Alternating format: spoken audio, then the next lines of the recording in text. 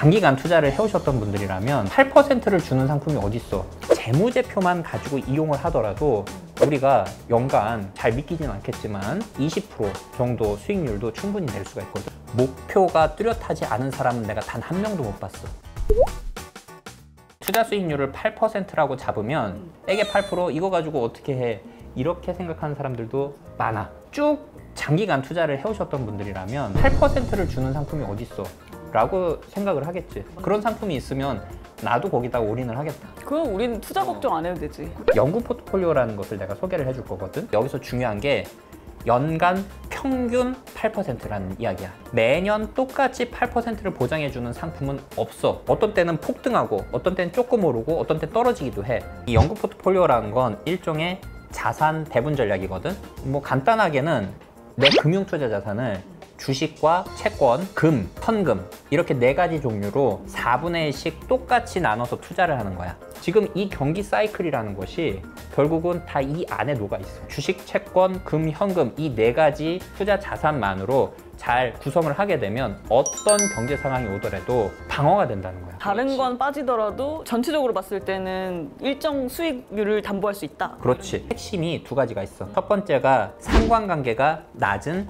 자산의 배분을 하는 거. 이번 코로나 상황에서도 이 연구 포트폴리오는 굉장히 적게 떨어졌거든. 주식은 떨어졌지만 채권과 금은 반대로 올랐어. 2번째 핵심이 뭐냐면 바로 리밸런싱이야. 주기적으로 비중을 바꿔준다 뭐 이런 그렇지. 건가? 1년에 한 번 내 계좌를 들여다보는 거지.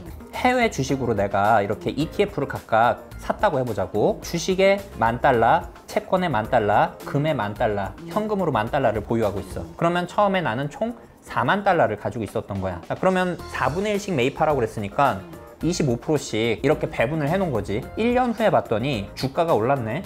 $15,500가 되고 채권은 떨어졌어. $9,000. 금은 $9,500로 또 떨어졌어. 자, 그러면 전체 금액은 $44,000가 된 거야. 이 상황에서 우리가 리밸런싱을 하는데 어떻게 해주느냐? 똑같이 이 $44,000를 가지고 4분의 1씩 비율로 또 나눠주는 거야. 그럼 얼마씩이 되겠어? $11,000씩으로 나눠줘야 되겠지? 그러면 주식은 팔아야 돼. $4,500를 팔고 채권은 $2,000만큼 다시 사. 그리고 금도 $1,500씩 사. 현금에 $1,000를 또 배분을 해. 이러면 주식하는 사람들이 원하는 자연스러운 고가 매도, 저가 매수가 반복이 되는 거야. 어려운 거 아니야. 연평균 8% 수익률이 진짜 가능한 거야? 백테스팅을 돌려보면 연구 포트폴리오의 최근 2013년부터 2021년까지 현재 시점까지의 최근 수익률이야. 그게 되게 우상향하네. 되게 안정적으로 우상향하고 있지. 투자하는 사람들 입장에서는 이런 걸 아름다운 수익률 곡선이라고 이야기를 해. 2020년도 초에 보면 이렇게 조금 떨어지는 부분이 있지. 이게 바로 코로나 때야. 11.61%밖에 안 떨어졌어. 코스피가 43.9% 떨어졌고 코스닥이 53.79% 떨어졌어. 반토막 났네? 내 자산이 그렇게 떨어졌다고 생각해봐.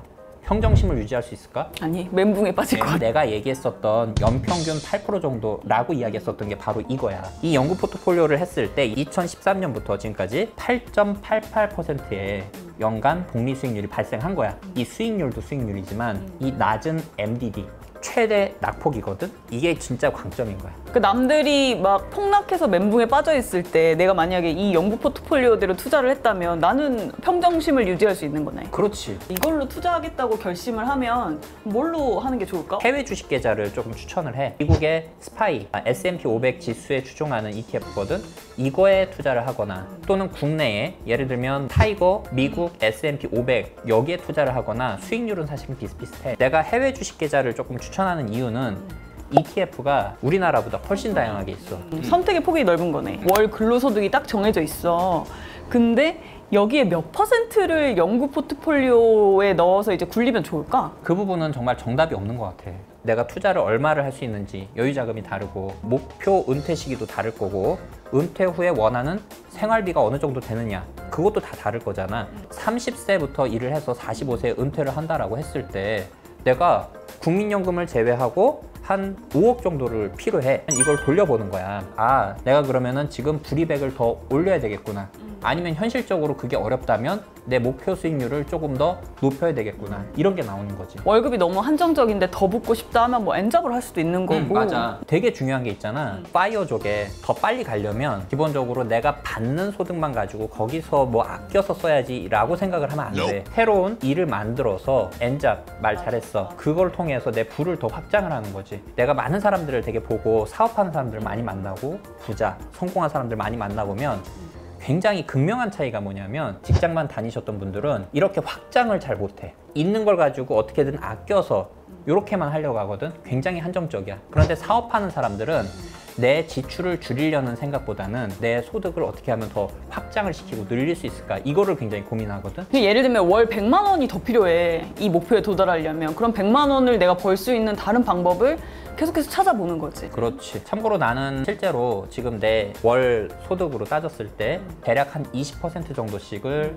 매달 금융자산에다가 적립식으로 계속 투자를 하고 있어. 솔직히 주식 투자하면서 펀드 투자하는 개인 투자자들 별로 없을 것 같거든? 우리 파링이들한테도 처음 들어보는 친구들도 있을 것 같은데 알아두면 정말 유용하니까 펀드 투자를 좀 쉽게 설명해 줄 수 있어? 데이터를 숫자화해서 그 숫자에 맞춰서 내가 투자를 하는 게 펀드 투자야. 실제로 미국에서 보면은 상품 거래 중에서 70% 이상이 시스템 트레이딩이라고 이야기를 해. 사람이 하는 게 아니야. 컴퓨터가 다 해. 사람이 15명이서 4주간 해야 되는 그 분석 작업을 컴퓨터는 단 5분 만에 처리를 했거든. 르네상스 테크놀로지라고 펀드 쪽에 관심이 있는 사람들은 굉장히 정말 최고의 회사가 있어, 미국에. 이 회사는 연간 수익률이 한 30% 정도가 돼.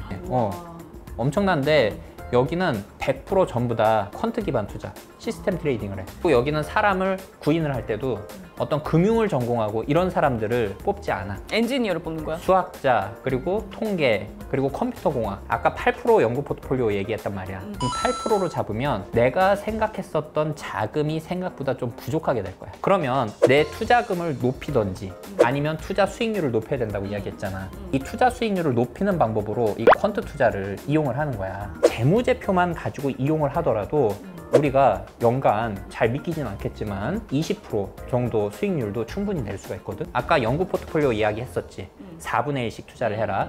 주식의 비중을 우리가 ETF로 4분의 1을 가져가는 것, 이 부분만큼을 퀀트로 대체를 한다? 라고 한다면 아까 기본적으로 S&P 500이 대략 한 10% 정도 수익이었단 말이야. 그럼 이 수익을 한 20% 정도로 대체를 하게 되면 나의 전체 수익은 기본적으로 10%가 넘어가게 돼. 8%와 10%가 15년 이상 투자를 하잖아? 굉장히 차이가 나. 그리고 여기서 궁금해지는 건 우리 우동호 세무사의 수익 파이프라인과 이렇게 실제 운용한 투자 수익률은 어떻게 될지 공개를 좀 해줄 수 있나? 난 솔직히 보통 사람들, 40대 초반 이 보통 사람들이랑 비슷해. 부동산에 거의 대부분의 내 자산들이 가 있어. 내가 지금 살고 있는 집, 뭐 투자용 부동산 하나, 그리고 내 사업장, 대출도 꽤 되지. 현금 흐름이 좀 월 수입 자체가 그래도 조금 있는 편이다 보니까 금융자산에 계속 투자를 하고 그걸 불려나가는 거야. 지금 실질적으로 나는 퀀트에 대한 확신을 좀 가지고 있고 내 투자 방식에 대해서 확신을 갖고 있기 때문에 내 목표, 은퇴 자금이라든지 이런 거는 충분히 달성할 수 있다라고 나는 보고 있어. 내 계좌 수익률이야. 작년 8월부터 올해 7월까지 수익률인데 80.2%거든? 사실 작년 같은 경우는 좀 특수한 해였잖아. 그래서 많이 버신 분들 굉장히 많을 거야. 그런 분들이랑 비교해보면 사실 좀 부끄러운 수치일 수도 있어. 코스피 수익률이 38.95%거든? 내 수익률이 38.95%가 안 된다. 그러면 개별 주식 투자하면 안 돼. 그냥 지수 투자해. 근데 중요한 건 있잖아. 내가 이런 투자를 할 때 나는 계좌를 거의 안 봐. 왜? 궁금하잖아. 별로 안 궁금해. 하루에 한 번 정도 그냥 오늘은 장이 어떻게 끝났지 정도만 그냥 확인하는 정도로만 봐. 그래서 굉장히 마음이 편한 거야. 본업이 투자로 인해서 흔들리면 그거는 조금 바람직하진 않은 투자라고 생각을 하거든. 그렇구나. 마음이 편한 투자. 그게 퀀트 투자인 거네. 우리 밀레니얼 2030 뭐 직장인들은 되게 경제적 자유를 얻고 내가 원하는 삶을 살고 싶거든. 근데 이런 친구들한테 좀 해주고 싶은 말 같은 게 있을까? 난 대학에서 우리 학부 친구들한테도 강의를 하고 있어. 학생들한테도 내가 굉장히 귀에 딱지가 오도록 하는 이야기가 뭐냐면 투자를 해라 이런 이야기가 아니라 코딩 공부를 하라고 이야기를 해. 이 4차 산업시대는 AI 기반으로 모든 게 지금 혁신이 되고 있고 그 AI를 학습시키기 위해서 빅데이터, 데이터들이 중요해. 그리고 이 데이터들을 모으기 위해서 어떤 5G, 그리고 각종 센서에 기반한 IoT 기술 이런 것들이 발달하고 그 데이터들을 왔다 갔다 할 때 보안이 중요하니까 블록체인 기술이 또 발달하고 아, 그렇게 다 연동이 되는 거구나. 다 연결이 돼 있어. 코딩의 코자도 모르는 사람들이 되게 많을 거야. 우리는 나중에 지금 우리 엑셀이라든지 파워포인트 다루는 거 있지. 이것처럼 코딩을 다룰 줄 알아야 돼. 부장님들 이런 엑셀이나 파워포인트 같은 거 잘 못 다뤄서 그냥 던져주면서 이것 좀 해라 그러면 우리 막 그거 하면서 막 아씨 이런 것도 못해 그러면서 욕하잖아. 그거랑 똑같아. 내가 지금까지 봐왔던 사람들 정말 성공하고 부자들도 많이 봤어. 그런데 그 사람들 중에 금수저로 태어난 사람들 있지. 그 사람들이 아니라 그냥 자수성가한 분들 이런 분들 중에서 목표가 뚜렷하지 않은 사람은 내가 단 한 명도 못 봤어. 일정한 목표가 있고 거기에 도달하기 위해서 노력을 하면 당연한 거지만 그 근처까지도 간단 말이야. 공부 진짜 해야 돼.